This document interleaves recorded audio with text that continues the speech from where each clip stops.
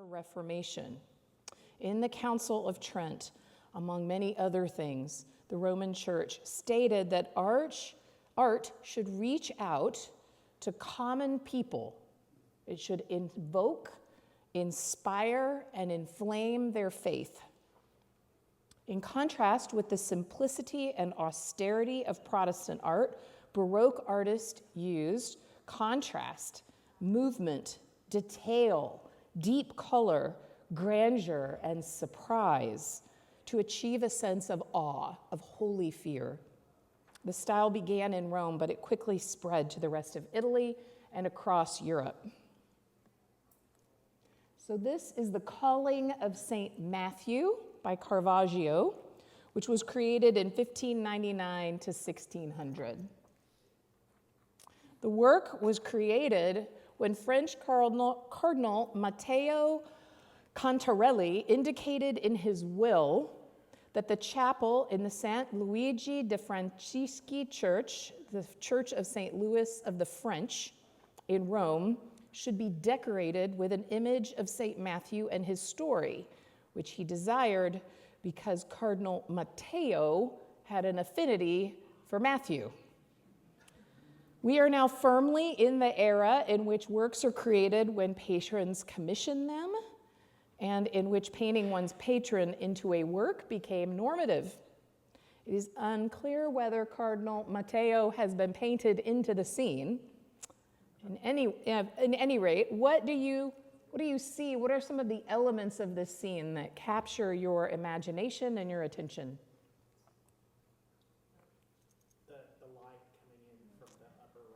The light illuminates the faces.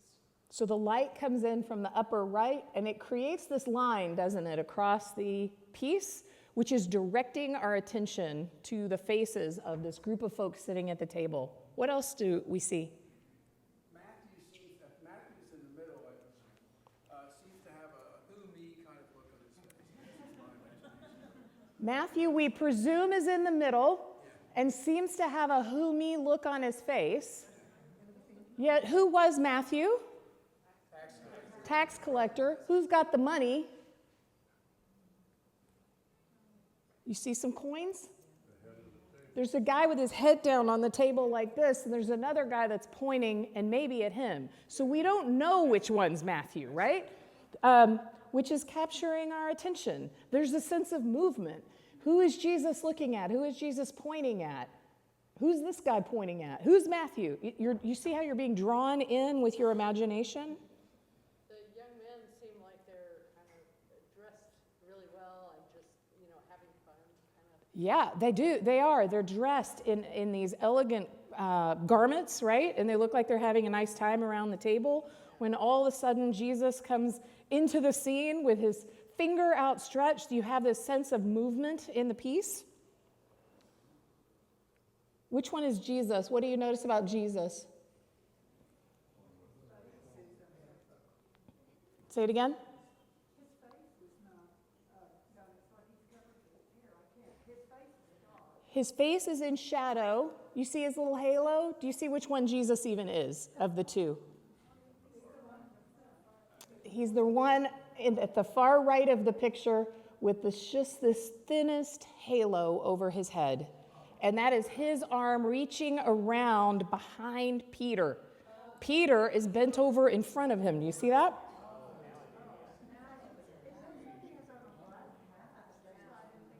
It looks like he has on a black hat. Maybe he just has dark hair. It's kind of hard to tell because of this line that's created through the image, right?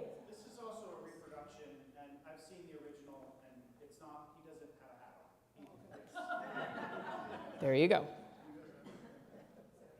Where do you see yourself in this scene? Do you see yourself in this scene?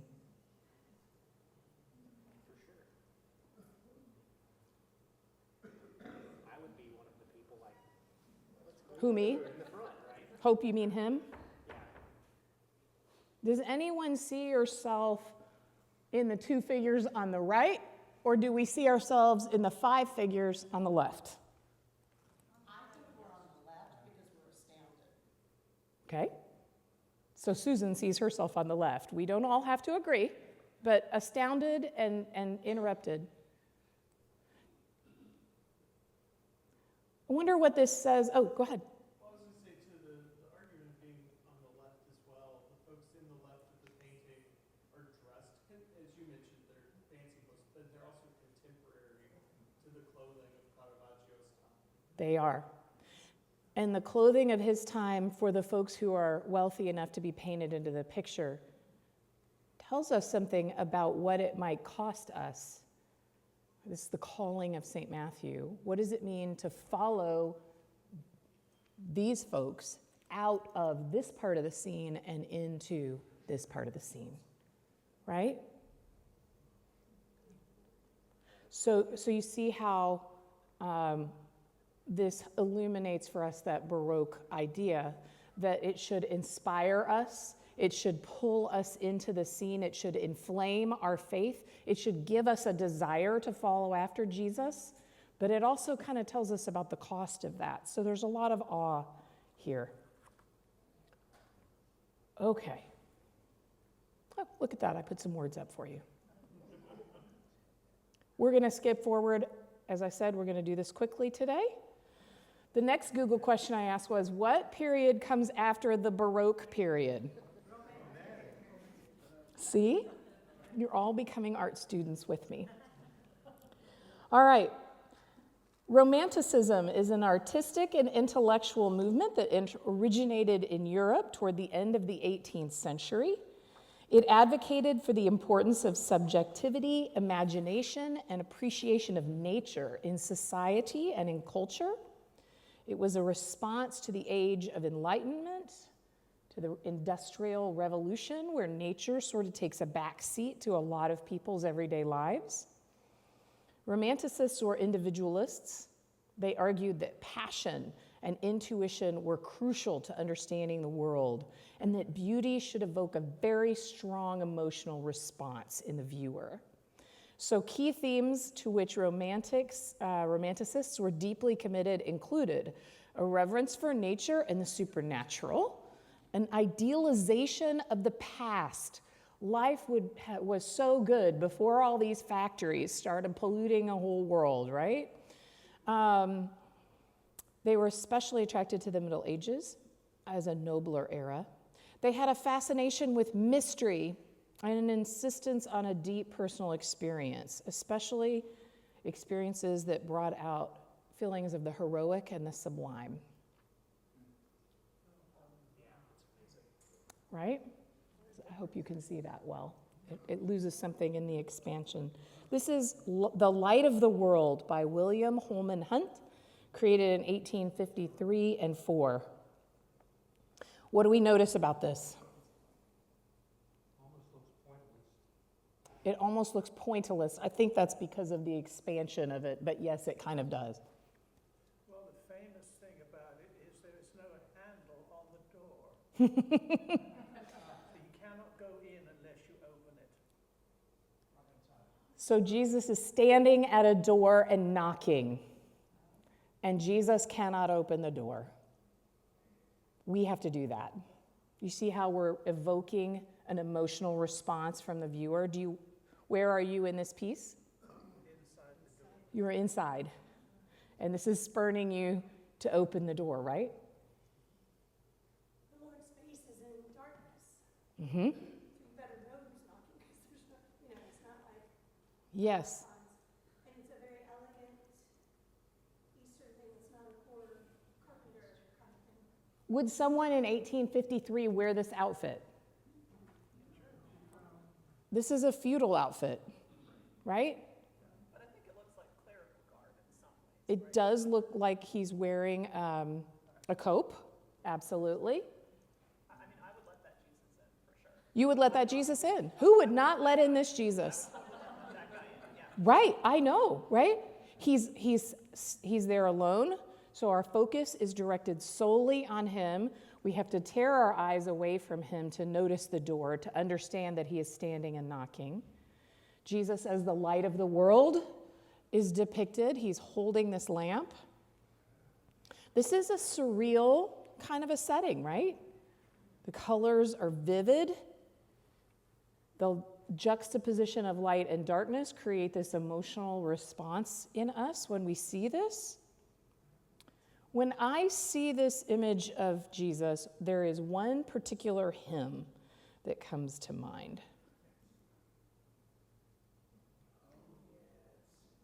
And it's not surprising that this hymn gets written about 50 years after this kind of art begins to be created. We know this, right? And he walks with me, and he talks with me, and he tells me that I am his own. And the joy we share while we tarry there, none other has ever known, which is totally untrue, because you sing it, and I sing it, and we're all saying nobody else has enjoyed what I enjoy with Jesus. But see the focus on our individual relationship with Christ that comes in art like this and in text like this. And that is Protestant, And this is Protestant. not Catholic. That's right. That's right. Okay. What else do I have to say? I'm about to do another jump forward, but I'm going to jump back to jump forward. As we have journeyed together through these historical images of Jesus, I hope that we have all noticed that from the earliest images forward, there seems to have been very little interest in depicting Jesus as the human being that he was, right? He was a first century Jewish man living in the Holy Land, which is now the heart of the Middle East. Rather, the images of Jesus that we have seen have tended to show ethnic characteristics similar to those of the culture in which they were created, or of a culture that the artist's culture was longing for, right? So Jesus in the catacombs resembles a Roman citizen, clean-shaven and robed. We looked at the icon of Christ as Pantocrator, ruler of all, which shows Jesus with a beard and dark hair, but with extraordinarily light skin.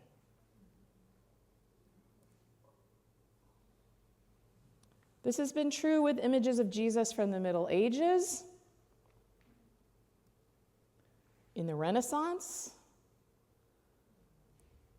and I know I pulled it slightly out of order, but perhaps it climaxes with this image we have of Jesus and St. Francis, where Jesus actually looks Nordic. Is that fair to say? Mm-hmm. And it's continued in the images of Jesus that we've had before us today as we've kind of caught up.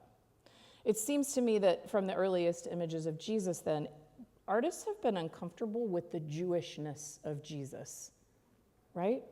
Images of a light-skinned, light-eyed Jesus developed in Western Europe quickly began to influence Christians around the world through European trade and colonization.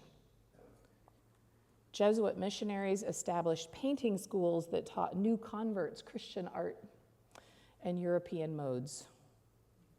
In their book, The Color of Christ, has anyone read The Color of Christ? It's a fantastic book. Edward J. Blum and Paul Harvey have argued that centuries after centuries of European colonization of the Americas, the image of a white Jesus associated him with the logic of empire, with the result that Jesus' whiteness in these historical images began to become a justification for white supremacy and an instrument of oppression of Native, African, and Jewish Americans, to name a few. So let's step forward and consider the all-time most reproduced image of Jesus. This is Head of Christ by Warner Salmon. It was created in 1940. What was happening in the world in 1940? And what was all that about to the Germans? Creating an Aryan race, right? I give you illumination A in favor of an Aryan race, right? He's also not Japanese either. No. This was created in the United States. Salmon was a commercial artist who created art for advertising campaigns. And he marketed this picture through his partnerships with two Christian publishing companies, one Protestant and one Catholic. Covered all his bases. So through these efforts, the head of Christ came to be included on everything from prayer cards to stained glass to fake oil paintings, calendars, hymnals, night lights, bookmarks, you name it, it's on it. In most Baptist churches I know of, before air conditioning, they were on the pew fans. On the fans. Fan yourself with Jesus. By the end of the 20th century, it is said to have been reproduced over 500 million times worldwide. Jesus is light-eyed and light-haired. Solomon said the head of Christ was the result of a miraculous vision he received late at night in response to his prayer to God in a despairing situation. How many of you here grew up with an image of this in your home, in the home of a family member, in somebody's mom's kitchen, right? It's in lots of children's books. If you were to go out to Wikipedia and Google white Jesus, you could see the montage that I wanted to create for you, but am not skilled enough with animations in PowerPoint, despite all of Al's efforts to let them whip past your eyes. And so I gave up and thought, just go home and Google images of white Jesus. You'll see this one more than any other, but from this point forward, this sort of becomes a standard for what Jesus looks like in all kinds of art, in film.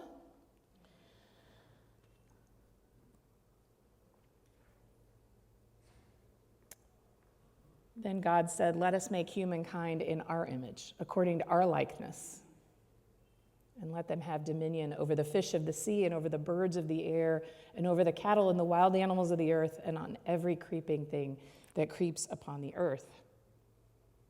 So God created humankind in his image.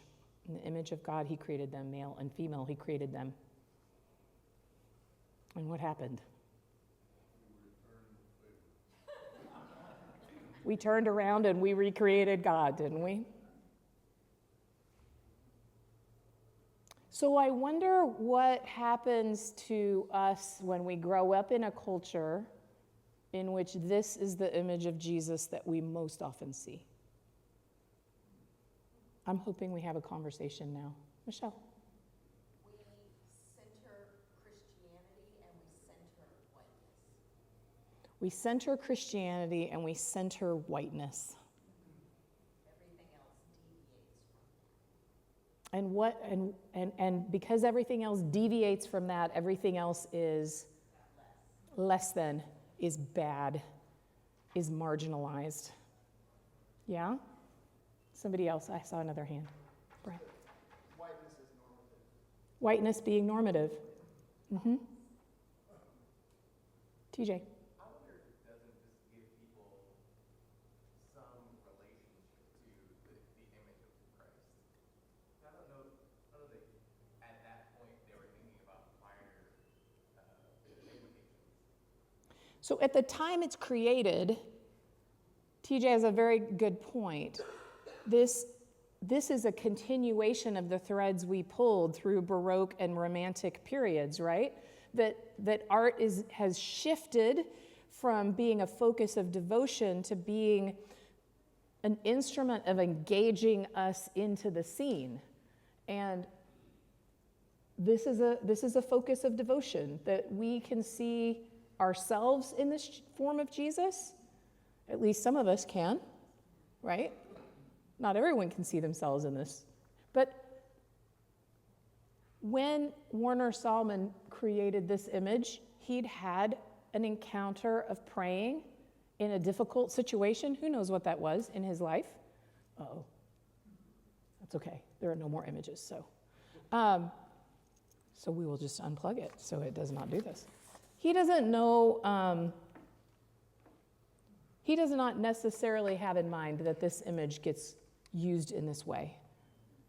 He doesn't, but by 1940, this sort of strain of Jews bad, white people good, is now it's foreign,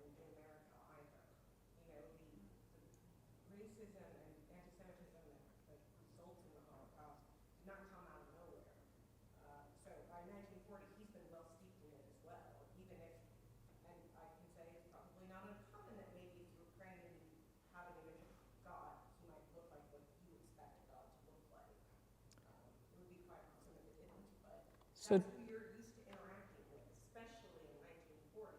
A white man in the US is probably not interacting with a lot of people who look different from him. Yes. So to repeat and to attempt to sum up, the anti-Semitism that came out of Nazi Germany didn't just come out of nowhere. It wasn't created in the late 30s by Hitler and other Germans. It was rampant all over the world by that time and was well established here in the United States and had been for at least, well, for as long as people have been in the United States, let's just say that, non-natives have been in the United States, as long as Europeans were here. And so in creating this image, he knows of that because Salomon is steeped in it. He may or may not be aware that he is swimming in anti-Semitic waters, in white supremacy waters. This is not an era where people were focused on being woke in the way that we are now, right? And yet, the danger is that if this is the only image of Jesus you see, or one might say, if the string of images that you've seen throughout this course are the only images of Jesus that one ever sees, then one begins to believe, regardless of the color of one's skin, that Jesus was a white dude, right? Who looks like me or you or any other white person in this room. And that can both, to think of Jesus as resembling oneself can both be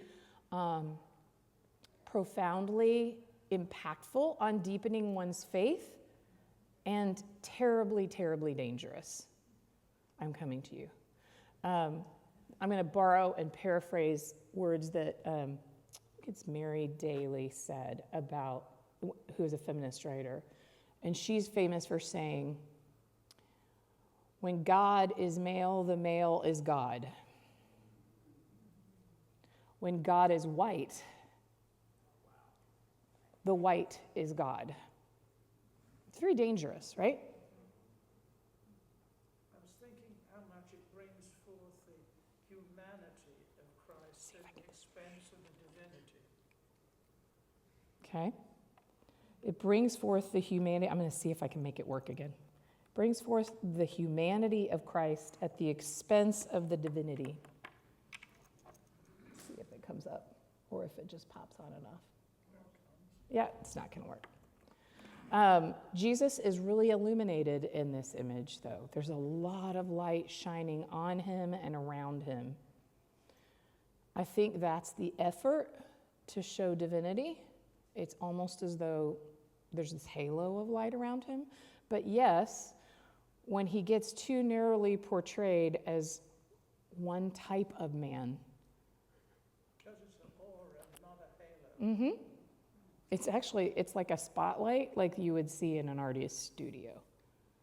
Mm-hmm. I see it more as the human being facing the divine.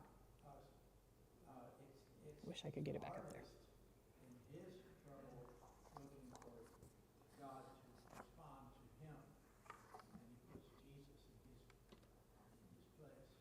Jesus does, if recall the image that won't come back to the screen, Jesus does appear to be in a reflective, contemplative moment looking toward the Father, which is a moment that all of us, regardless of whether we look like this Jesus, ought to have more of, right? I mean, let's be fair. I think the thing about this image, though, is that Jesus looks, he looks nice. He's not suffering. He's not even looking at us. He doesn't look like he's going to throw over the tables in this temple. He looks, it's an approachable, not challenging representation. And so, then we think of Jesus as nice. Well, sometimes, Christianity isn't nice or comfortable. This is nice and beautiful Jesus who does not, unlike the Caravaggio painting, which puts us in the position of understanding everything that we might have to give up in order to follow, this does not ask a lot of us in terms of change, right? Oh gosh. What do I make of this version? What do you make of this version? Well, it looks sort of fair-skinned to me with reddish hair. Mm-hmm. He's bearded. He's got reddish hair, which maybe is brown, but kind of red. What I heard, straight something? Straight nose, very thin nose. Is that a Roman nose? Could be a Roman nose. A long face, Long, thin face. It's pretty Western European. Yeah? Eastern European, Michael says. Okay? Eastern European. They've all got the same nose. They've all got the same nose. Well, they all come from the same place, so they probably should. I mean, you know, like they're all from the same area. They should look alike. Sally. I would imagine, because Time magazine has had numerous articles over its existence of stories about Jesus and pictures of Jesus as they would put on the front cover. I remember being a young person, maybe I was in my 30s, and there was an article in Time that came out about what would Jesus really have looked like since he was from, oh, sorry. Okay, well, We'll get there next week. let me say one other thing. What I'm getting at is since Christianity is worldwide, and there are lots of nationalistic churches, the Anglican Communion is all around, I would imagine that different national churches are going to picture him the way their populace is pictured. Sally makes a point that because of colonization and imperialist tendencies, as Christianity spreads from Western Europe to all kinds of other places over the world, she imagines that folks there, the church leaders there, would depict Jesus as they would most see Jesus being depicted. Except you got folks like Jesuits going there to teach them how to do art. And so what actually happens, at least initially, is that white Jesus goes traveling all over the world and is found in India, is found in Asia, is found in the US, is found in Latin America, which is why I don't have this image and they're not working anyway, but hopefully you came and listened to our presentation on the Virgen de Guadalupe, why she is so important to native indigenous spirituality in Mexico, because she is dressed in indigenous garb and her features are indigenous features, and she is one of the striking images of how this didn't happen, right? But don't you know that all those Spaniards who showed up in Mexico had pictures of a white, Spanish-looking Jesus, right? Yeah, Ginny. There's a place where I volunteer back home in England, and it has connections with the church in Korea. And we have a painting there of the Madonna and Child, but Korean faces, Korean clothes, from the late 19th century. That's wonderful. So I stopped in 1940 because once you get to the 60s and 70s and people do begin to wake up to the realities of white supremacy, of the feminist movement begins, all sorts of movements begin, and people start to look and question images that they've been given, things start to change, and you start to get native artists creating images of Christ, of Mary, of the disciples in formats and contexts that are very different than what we've been looking at so far. And we are going to go there next week, so come back or watch us online. Yeah. I was going to say quickly, it looks aspirational to me. Like, I don't begrudge Mr. Solomon and his vision. That's beautiful. Yep. But that guy, it looks like a really expensive graduation painting, and he's getting ready to take a 10-year and stuff. Very serious, very erudite, very cool. Mm-hmm. And I was just thinking in 1940, there was a lot of us that were dirty. There was a lot of people tramping around looking for work and scared to death about feeding their family. And, like Rosie the Riveter is an image that inspires me. And this is fine. I just, some of my folks were still picking cotton in 1939. So I wonder about Solomon's background, his class. Sure, absolutely. Well, this is a far cry from those first images of Christ on the cross, suffering, with his body sagging under the weight that is pulling him down as he's nailed, with the wounds being pictured, with the implements of his woundedness being pictured. This is a very different image. Comes from a very different time, right? It's doing different work. And yet, people in 1940s are not looking at those images from the Middle Ages of Jesus bloodied and suffering. We've moved to some other understanding of Christ. So I will just say, your original question about it was like, what happens to us when this is what we grow up with? Mm-hmm. One of the things that happens to us is we get in fights with other people about what Jesus looked like. So I work as a reference librarian, and one day we had someone wander in, and he said, I need you to show me the photographs of Jesus. And I said, well, there's a few problems with that, one of which is that photography was invented in the 19th century, so it was about 2,000 years too late. And he's like, no, I know they exist. I need to settle a debate I am having with someone about what, and anyway, there was no way I could explain to him Right. that photography didn't exist. We don't know what Jesus looked like. We have some ideas. But I think that the photorealism of that image, kind of leads us to this place where we think we what know. he looked like. But that's a very realistic picture. Seems like a photograph. We think we know because it looks like a photograph. And so then it leads us, what Sarah was saying is it leads us to get into fights with other people about what Jesus looked like. Whether we actually have those fights or not, those fights have been going on for 2,000 years, right? The earliest images of Christ, like Shroud of Turin kind of things, were all claimed to be self-portraits, basically, right? This is the shroud that was on Jesus, and he left his own imprint on it. And I'm sorry I didn't bring you that one to have this conversation. He looks white in that one, too. I mean, but people have been arguing, does he look Semitic? Does he not look Semitic? For 2,000 years. And so this is one of the reasons we want to offer this class, was to engage us in some reflection on, do we really know what Jesus looked like? And what is it, so I'm going to flip it around. I ask, what does it do when we see this head of Christ, and that's our image of God? What does it do for our faith and for our prayer life when we intentionally set that aside and imagine Jesus in a very different way?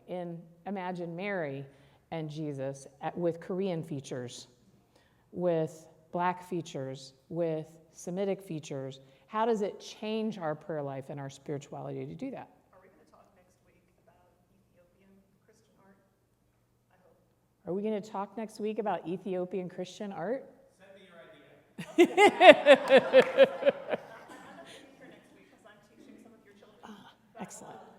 But We're- the Walters Art Museum in Baltimore has an enormous collection of Ethiopian Christian art.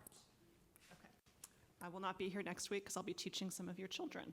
But the Walters Art Museum in Baltimore has an enormous collection of Ethiopian Christian art, which is unique and beautiful because the Ethiopian Christian community is very, very ancient, and they have a long visual tradition of imagining Jesus as a person very much like them.